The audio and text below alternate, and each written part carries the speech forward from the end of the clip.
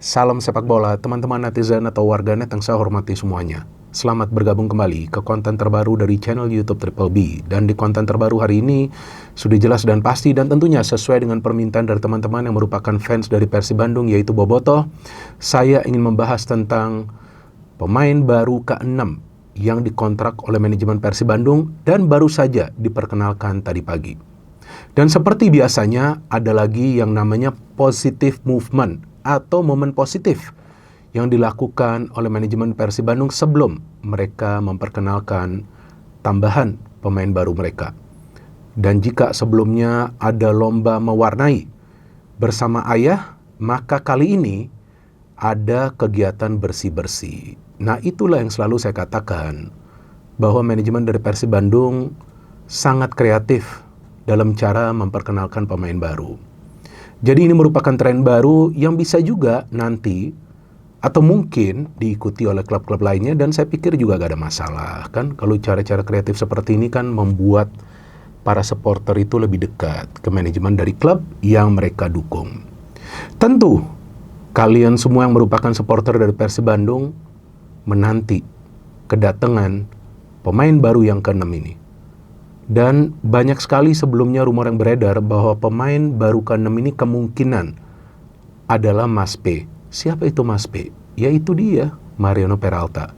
Tapi seperti yang saya katakan sebelumnya, bahwa Mariano Peralta itu lagi sibuk mendukung saudaranya, Bang Messi di Piala Dunia. Sabarlah, nanti dia akan datang. Tapi gak tahu apakah ke Persib atau enggak nih. Nah, tiba-tiba ya kan ada tikung-menikung ke klub lain. Tapi kayaknya enggak lah. Kayaknya kemungkinan akan ke Persib. Kita tunggu nanti kedatangan dari Mariano Peralta, tapi sementara ini yang perlu saya bahas adalah pemain baru yang merupakan striker bagi Persib Bandung. Karena kita tahu bahwa sebelumnya sudah ada kan berita bahwa Andrew Jung tidak akan bertahan di Persib Bandung, dan dia kalau nggak salah akan gabung ke klub di Vietnam ya, yang namanya Hanoi FC.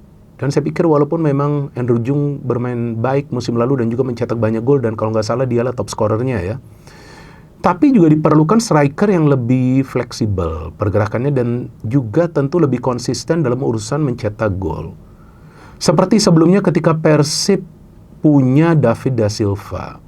Kan itu poinnya, bahwa Persib butuh predator di dalam kotak penalti. Meskipun faktanya bahwa ketika Persib mengalami kesulitan untuk mencetak gol melalui striker mereka, siapapun itu yang dimainkan oleh Bojan Hodak musim lalu, ada pemain lain dari second line atau final line yang bisa mencetak gol. Namun alangkah baiknya kalau Persib itu punya striker predator, jadi bisa kill the game lebih cepat. Kan itu yang menjadi persoalan bagi Persib musim lalu. Dalam urusan kill the game itu lebih cepat, sehingga beberapa kali melakukan comeback yang sebetulnya bagus. Tapi kan ini juga yang harus dibenahi, sehingga kalau bisa ya Persib itu sudah mengamankan 3 poin itu sebelum juga memasuki masa injury time. Dan memang saya tidak mendapatkan informasi sama sekali bahwa hari ini akan ada perkenalan pemain baru. Gak ada sama sekali, gak ada.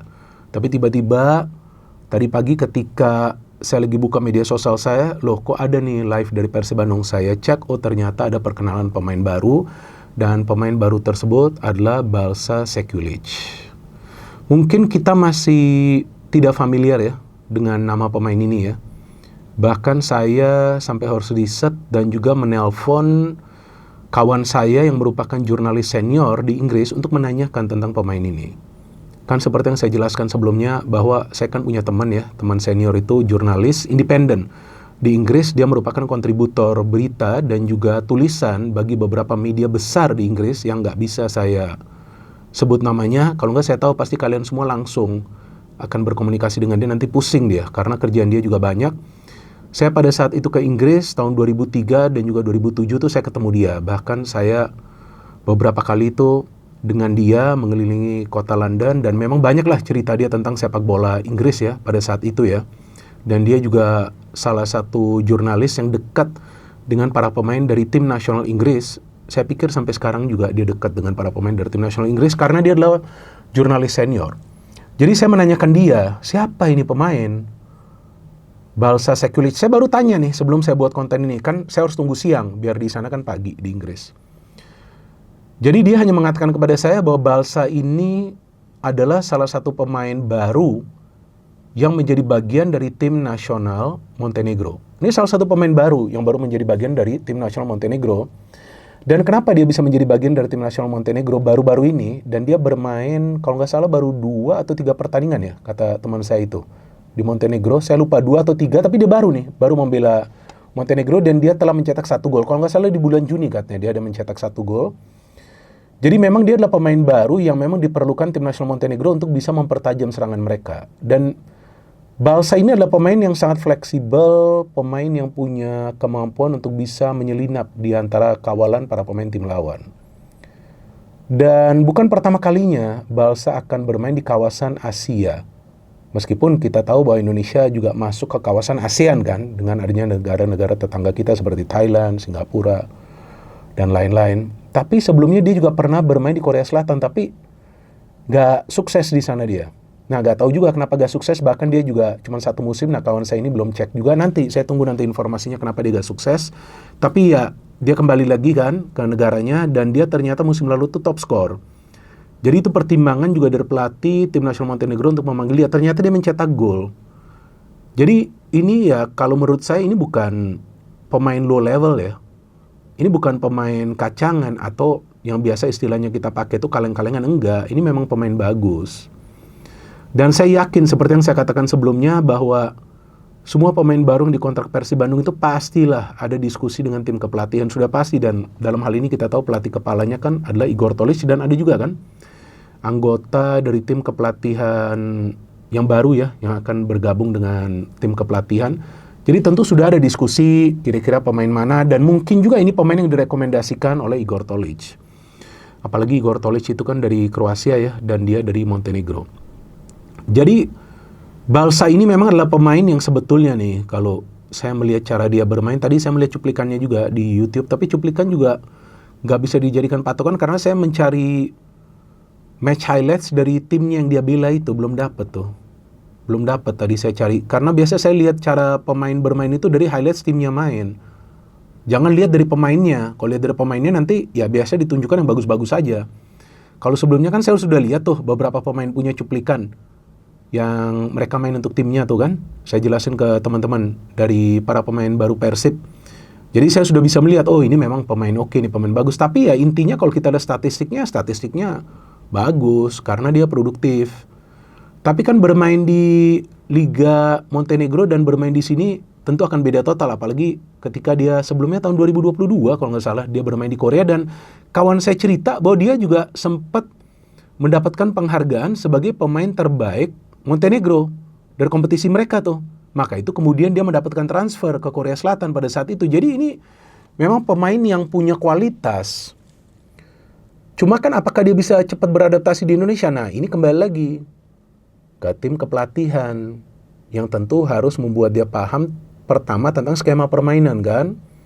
Dan kalau memang saya lihat highlights dia ya, ini kan saya lihat highlights dia yang menurut saya tadi saya sudah katakan gak bisa dijadikan patokan. Memang dia adalah pemain yang gak menunggu bola sih. Tapi dia pemain yang bisa ikut dalam proses serangan, namun dia pemain yang pintar mencari ruang terbuka di area pertahanan tim lawan. Artinya, jika Persib nanti musim depan berhadapan dengan lawan yang bermain low block atau super low block, artinya bermain betul-betul defensif, memang diperlukan striker seperti Balsa. Saya bukan mengatakan bahwa Andrew Jung dan Ramon itu nggak begitu baik untuk mencari ruang. Mereka baik juga, maka itu kan mereka juga bisa mencetak gol. Tapi mereka harus bisa mencari ruang ketika memang bermain melawan tim low block, supaya mereka bisa lebih banyak memberikan percobaan kepada kiper tim lawan. Maka itu mungkin nih feeling saya dicarinya adalah Balsa yang pinter liak-liuknya itu. Dan usianya juga baru 28 tahun kan. Nah, saya belum dapat informasi berapa tahun ini dikontrak, mungkin 1 tahun juga ya, karena kan mau dilihat dulu cara adaptasinya seperti apa. Tapi ya nanti saya nggak tahu kan ini berapa tahun dikontrak, tapi seandainya ini 1 tahun, nanti repotnya apa? Dia bagus, tahu-tahu nanti ada klub lain yang menginginkan dia kembali di Eropa, nah itu nanti sulit juga bagi Persib kan. Jadi ya nanti kita tunggulah. Yang penting kan bagaimana pemain itu bisa memberikan kontribusi dulu di awal. Jadi kalau bagi striker nih teman-teman, kalau yang saya amati di sepak bola dunia, kalau memang ini striker berkualitas, sebetulnya dia gak butuh waktu lama untuk beradaptasi. Kenapa? Karena striker itu di era sepak bola modern itu sebetulnya tidak harus hanya mencetak gol, enggak, tapi dia harus membuka ruang, memberikan umpan-umpan kunci. Jadi kalau dia memang berkualitas, gak akan butuh waktu lama bagi dia untuk beradaptasi. Cepat pasti adaptasinya. Nah musim lalu kita tahu Ramon butuh waktu, Andrew Jung juga butuh waktu, walaupun saya juga pernah mengatakan bahwa Andrew Jung tuh konversinya tuh lebih baik daripada Ramon. Artinya kalau Ramon tuh bisa ada 4-5 peluang, mungkin golnya 1. Andrew Jung tuh mungkin 2 peluang atau 3 peluang 1 gol. Atau mungkin 4 peluang, 5 peluang 2 gol. Jadi conversion rate itu juga penting bagi seorang striker. Nah, yang saya lihat bahwa Barca ini memang adalah pemain finishing, untuk finisher. Persib butuhkan itu. Mungkin teman-teman akan berdebat, lo enggak dong, kan striker ini tetap harus ikut dalam permainan turun ke second line. Ya betul, tapi gak boleh terlalu sering juga. Apalagi sekarang dengan Persib punya winger-winger yang bagus kan. Kalau sudah punya winger-winger yang bagus ini kan sebetulnya kan tugas utama mereka kan bukan untuk mencetak gol. Tugas utama mereka adalah untuk bisa melakukan pergerakan, support serangan, dan tentunya pada akhirnya atau pada ujung-ujungnya itu umpan kunci yang sukses. Yang diharapkan bisa menjadi assist, supaya striker bisa mencetak gol. Jadi ketika sebelumnya kita melihat ada pemain-pemain yang bisa bermain di wing, yang dikontrak oleh Persib Bandung, ya sekarang nih striker ini yang harus perform. Berarti dalam hal ini adaptasi itu sangat penting bagi Barca. Jadi ketika nanti dia datang, nah saya juga belum tahu nih apakah para pemain baru ini nanti akan diturunkan di Piala Presiden. Tapi di Piala Presiden tuh kalau diturunkan itu juga adalah kesempatan yang baik bagi mereka. Mungkin nggak main full 90 menit, kan masih awal musim. Tapi mungkin main sebagai pemain pengganti atau main mungkin 1 babak ditarik keluar. Jadi pemain-pemain baru yang belum pernah bermain di Indonesia itu bisa merasakan bagaimana mereka ketika berhadapan dengan tim-tim lainnya yang juga bermain di Liga Indonesia yang akan bermain di Piala Presiden. Jadi teman-teman sudah total berapa? 6 ya? 6 pemain baru ya. Nah saya nggak tahu nih kalau ke-7 nanti Mas P. Tapi seharusnya setelah tanggal 10 nih kayaknya nih baru Mas P datang nih, atau tunggu Bang Messi juara dulu. Jadi kita tunggu teman-teman. Tapi kalau saya melihat dari cara Persib merekrut pemain atau mengontrak pemain, ini pemain-pemain yang memang bagus. Tinggal masa adaptasi mereka harus cepat. Kalau adaptasi mereka cepat, maka bukan tidak mungkin Persib dari awal akan bisa bersaing di papan atas. Karena dari sisi kepelatihan kan, ya ini sebetulnya walaupun Igor Tolić baru kali ini akan menjadi head coach untuk musim ke depan, dan itu tidak mudah tentunya bagi Tolić. Beda loh ketika dia menangani beberapa match dengan dia menjadi asisten Bojan. Jadi nih dia juga harus cepat meramu strategi bagi timnya supaya Persib itu lebih konsisten. Dan yang paling penting adalah bagaimana defense itu bisa tetap solid. Dengan yang saya mendapatkan informasi, mungkin akan ada marquee player mungkin bagi Persib yang nanti akan bisa bermain di posisi bertahan. Sambil juga saya masih menunggu siapa itu tambahan pemain diaspora yang kemungkinan akan gabung ke Persib Bandung. Jadi saya mengatakan kemungkinan. Kita tunggu saja tanggal mainnya teman-teman. No hit, no politics, only football. Salam sepak bola.